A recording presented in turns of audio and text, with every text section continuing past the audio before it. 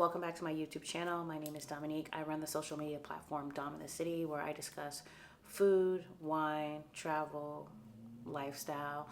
And today we are not in New York City, which is where my home base is. We are actually in Charlottesville, Virginia, and I'm here for OENO Camp. And if you're not familiar with what OENO Camp is, it is actually a 3-day immersive program based right here in Charlottesville.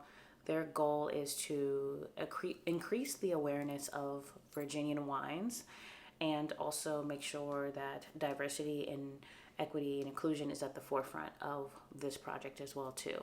So I'm here with 9 other people who are wine enthusiasts or wine professionals. So I'm excited to build community, get to know some other people, learn more about Virginia wines. They grow so many types of grapes here: Pinot Noir, Chardonnay, Viognier. The list can go on, but I'm excited to take you with me on this weekend adventure.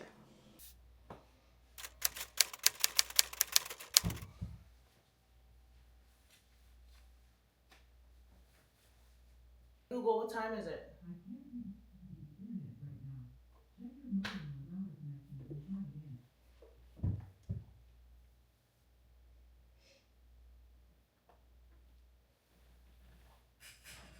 $2:41. I need to be leaving my house in the next 15 minutes.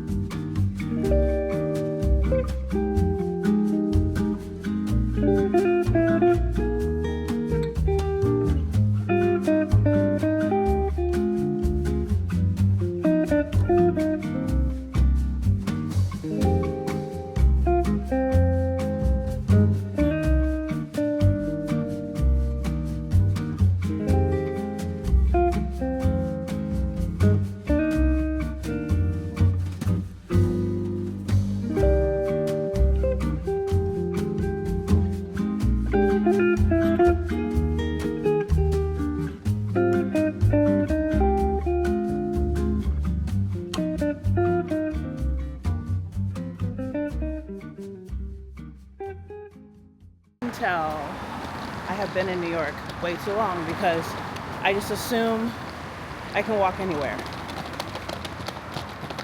Like walking from the Amtrak to my hotel. Because why not? Like, look at this.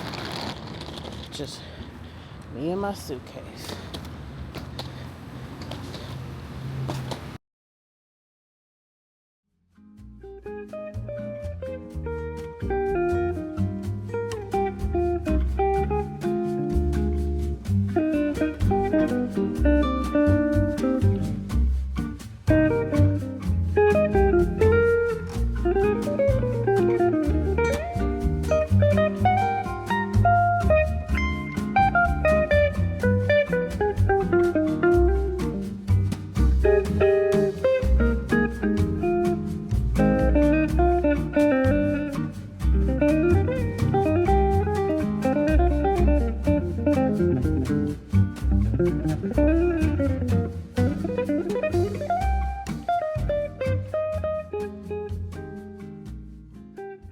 Okay, people, this is my home for the next 2 days. We're staying at the Doyle, which is a boutique hotel here in Charlottesville. This is the bathroom. Okay, lighting. Okay, lighting. Plenty of space. Little cute. We got in here, of course, some body wash, shampoo, conditioner. Cute little shower situation. I love when people really think the shower through, like when they put like this away from that. Thank God. King size bed. Got a little Keurig. Lord knows I'm gonna need that. Okay, something interesting about this hotel is that, let me sit down. Let me sit down. Something interesting about this hotel is there's no front desk. So like your check-in is all online. There is like an ambassador at the front door, at the front desk, but there's no like dedicated front desk. So if you're a person that doesn't want to talk to people, this is your type of hotel. But this hotel does have a cafe attached. It also has a rooftop and a restaurant. Ooh-wee. I'm tired, y'all. But I have to hurry up and get dressed because I have 2 hours until the welcome bubbles. Okay, bye.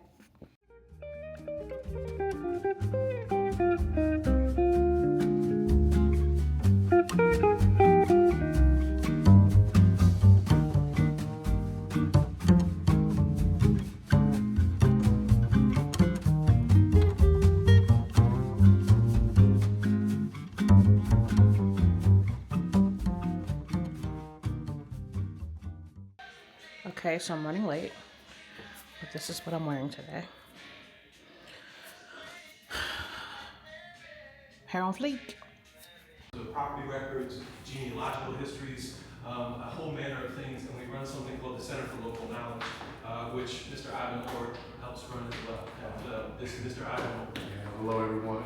Glad to see you all here today to talk about this, this work we do here. I'm the baby of the team, baby of the bunch. Been here since April, but I am a lifelong Charlottesville resident, and in fact, this school is how my family history starts here. As my mother was hired to work here in 1959 after my father and her lost their jobs in Prince Edward County due to the massive resistance movement that was happening in Virginia at the time. So a lot of family ties here, and we kind of weave that stuff in. So glad. Welcome. I know Ivan says he's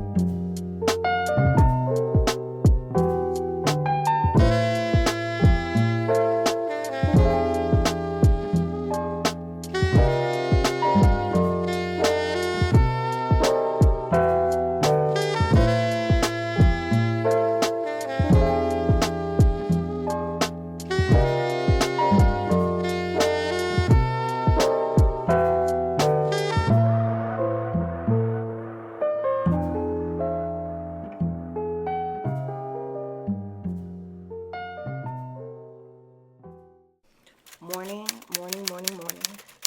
I am really exhausted. 'Cause I actually haven't slept in 24 hours. I don't think you caught that last time we were on a video together. But today is day 2, and we are going to, let's see, 1, 2, 3, 4 wineries, and then we're having lunch at a restaurant. So it's about to be like a really full day. It is, what time is it? It's 8:47. I'm getting ready to run down to the lobby to meet everybody at 9. I just packed my tote bag. Shout out to Clean Plate Club of all the goodies that I need to carry me through the week. I was having a moment yesterday. I'm on this trip with a lot of incredible, wildly talented wine professionals, and something just, I don't know. I was like, am I supposed to be here? Everyone is so much more seasoned than me. I had a moment, and then I had to remember that I applied for this opportunity just like the rest of the people. And I think once I had that conversation with myself, and then also I talked to my girl Shakira, which is one of my mentors in this wine space. I don't know. I was also thinking like maybe I'm sleep deprived. That could also be it. But I had to remember, like, I'm supposed to be in this room. I applied for this. I was selected, and I have to let imposter syndrome go. So that's my story for you today. If you feel like you're not supposed to be somewhere, you're exactly where you need to be. Hopefully later on today I get to show you some of the goodies in this bag. I might just show a little bit now. So in here we have got like a little snack mix from Ether's Wine and Tea, which is a woman-owned business here. They also gave us like 15% off, so I need to go and pick up my wine sometime soon. Some more snack mix, but this is the really good item, the Coravin. Yeah, this is it. I cannot wait to use this. This is a way for you to be able to preserve your wine and enjoy it glass by glass. So that's what this is, but I needed one. So I'm gonna run because I don't want to be the person that is late. And I'll talk to you later.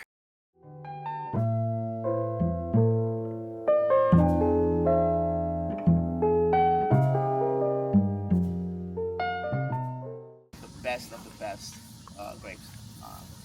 As you see here behind me, this is Cabernet Franc, and then we plant another acre of Cab Franc, and as you're coming up, that's tonight. So here at philosophy is literally like wine making starts in the vineyard. So we're really trying to reduce the sprays, the harsh chemicals, little to no additives at all. So really try to focus on like expressive terroir and let the fruit speak for itself. So as you can see, it's a beautiful property. The whites, like I said before, were spontaneous, natural fermentation. I can't say natural because the people previously made wine here used some type of yeast, so it's all in the air. So we don't know what it is, but we like to say it's more spontaneous fermentation. The whites, I will go out actually into the vineyard blocks and pick the best looking clusters to do a yeast mother. Yeah. That's about like 50 pounds, and I usually do two carboys or 2 Jimmy Johns to start my yeast mother. That's just to let that ferment maybe like 2-3 days before us picking the fruit. And then once we have that fermentation going in the yeast mother, we'll like press, get the juice in here. Once we stir for like 3 days to kind of stir the lees and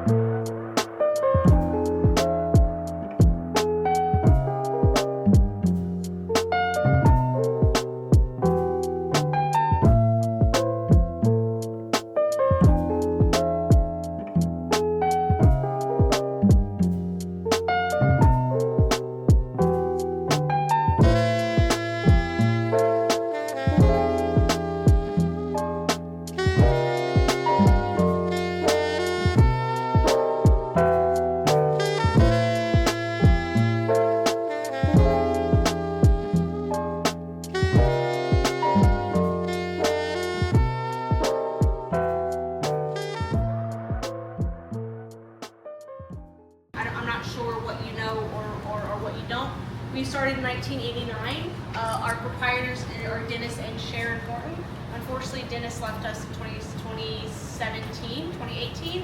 But Sharon is still in the vineyard and she still works every day. She's a tiny, angry German lady. My name's Allie. I am Caitlin Horton's girlfriend, and she is waiting downstairs for y'all. Bated breath, just wanting to give you the knowledge. And if you have any questions, please interrupt, because we both talk very fast, and our brains go like clearly a mile a minute. Right now, you're standing in our warehouse. This is a bonded warehouse. We make 35,000 cases a year. We make anything from Viognier to Norton to red blends, white blends. You know, we also make sweet wines. We always say sweet wines pay their bills, and then dry wines are our passion. Anybody that's like, I know we're kind of short on time, so just a quick few facts. Anyone have any questions at the moment?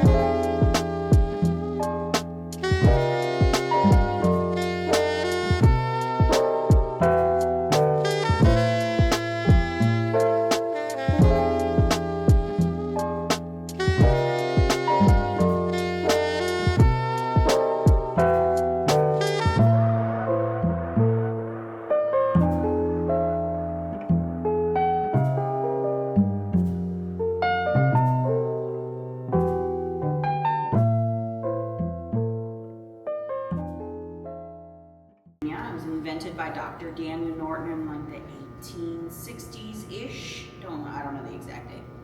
Sorry. But that is, so it's a very native Virginia grape. And then German settlers came and tasted it and then took it to the Midwest, Missouri. And then specifically, there was this one winery called Stonehill that planted it and raised it for their communion wine in Hermann, Missouri.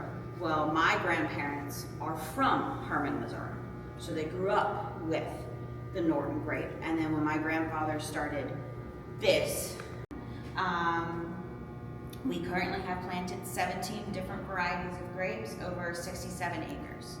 Our trellising system, we do two different ways. We do open lyre, which is right out front, and then we do Geneva double curtain. And we do that on two grape varieties. One is Norton, and the other one is Nebbiolo. We make about, I could support doing 45,000 cases a year. I do significantly less just because I don't have the demand for it. But you can kind of see I have over 100,000 gallons of raw wine where we stand right now. So almost every one of these vessels are full. Wait, so 45,000 gallons? 45,000 cases. I have over 100,000 gallons of raw wine as we speak. That is not bringing in anything for 2025. Wow. That's like where we stand. Wow. Yeah. That's a lot of money. We bring in about 400 to 600 tons a year. I don't know. My grandmother called me last year and was like, "Hey, how much tonnage do you want?" I went, "None." Well, that's not an option. I was like,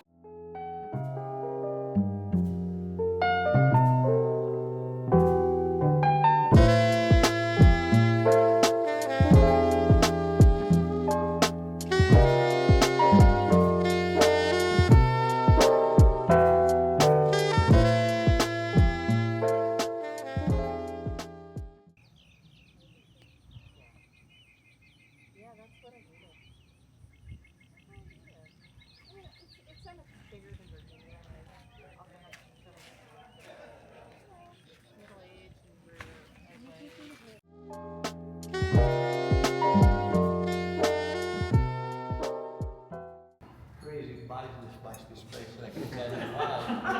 But in all this period of time, from mid-1700s to the 70s, most of the land here had merino sheep. It was a huge sheep farm, and also were breeding horses. So when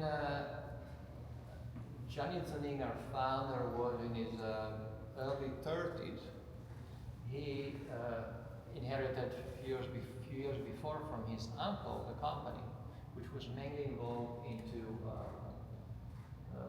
producing liqueurs, sparkling wines, vermouths, and they were starting investing in buying land in Italy to plant vineyards. And in the mid-70s, our founder, he really had a desire to acquire and establish an estate in the US.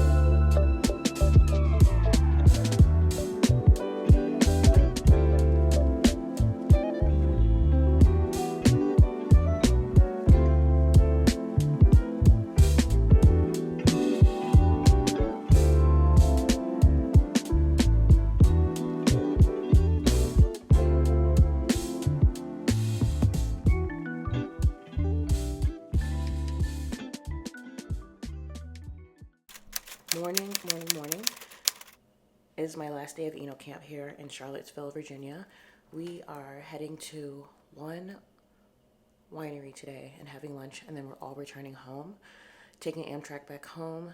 I actually bidded up on my existing ticket, which was coach, for a roomette because it allows you to kind of like lay out, and I really need to get some sleep, and I need to snore loud and not be interrupted by other people. So let's go. Last day. Bye.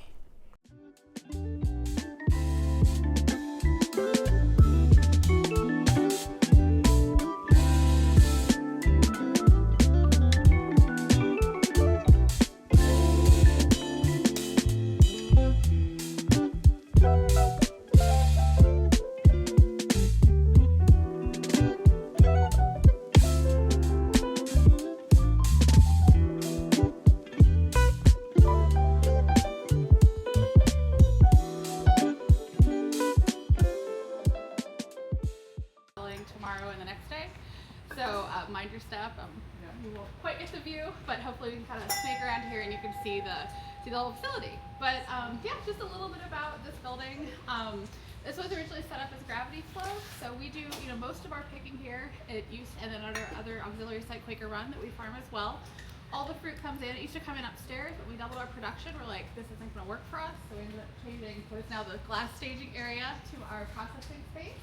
So kind of this is the main working area of the winery. So, whether we're bringing in our fruit from Early Mountain, the Quaker Run site, or occasionally we'll buy fruit from other growers as well. That's all coming here. We're processing here. If you saw, there's a bay door kind of adjacent to where I locked you out of the building. There's some reefer trucks. That's where that's our external crush pad where we chill everything about 24 hours, then process it the next day. So for whites and rosé, we put just a memory press right in the center here. That's kind of the main staging area. And then for where we process reds, which we're fermenting on oftentimes whole cluster with a lot of destemmed fruit, we're actually moving the whole processing line to each tank. So we can still go by gravity. We're not doing any sort of musk pumping. We just use 2 elevators instead. So you'll see that they're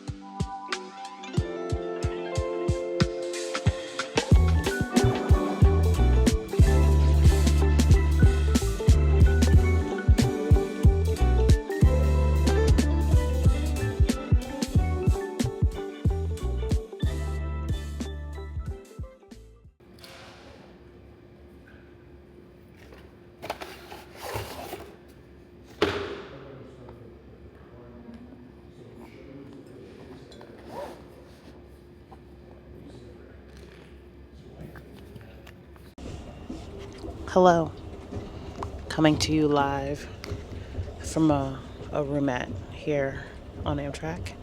This is my first time booking a roomette. OENO Camp covers your lodging and your transportation. So since they covered my transportation, I said, why not upgrade? And this is perfect because it's more of like an isolated space. I have been doing, thankfully, a lot of group activities, and I feel like my social battery is low. So having a roomette is a great option. Plenty of room, dedicated space. You can have your dinner or your lunch brought to you. And I can stretch out. So why not? I mean, if I had to sum up OENO Camp and Virginia wine in 2 words, it would be innovation and community. Sharing of knowledge is powerful. But I have about 6.5 hours ahead of me before we get back to New York City. So I'm going to spend like 3 of those hours relaxing and resting, and the other 3 trying to get some work done. So we'll see how steady and reliable the internet is. But this is my check-in.